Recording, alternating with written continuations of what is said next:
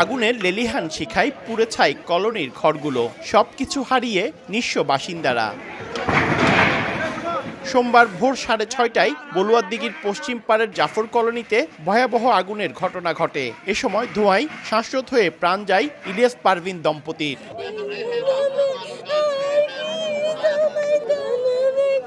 বাসিন্দারা জানান কোনো কিছু বুঝে ওঠার আগে আগুন চারিদিকে ছড়িয়ে পড়ে। নিয়ন্ত্রণে প্রথমে এলাকাবাসী চেষ্টা করে, খবর পেয়ে তাদের সঙ্গে যোগ দেয় ফায়ার সার্ভিস। এ সময় প্রাণ বাঁচাতে দুই সন্তানকে নিয়ে বাথরুমে আশ্রয় নেন ইলিয়াস ও পারভিন।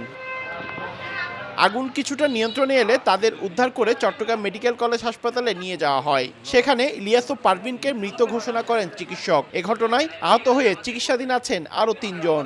আগুন লাগছে তো ভয়ে বাথরুমে ডুইকা ওই তালা মারা দিয়েছে। এখন যদি এরা বাইরে থেকে যদি চিৎকার মারতো তখন মনে করেন মানুষ জানলেও এদের চিন্তা করতো।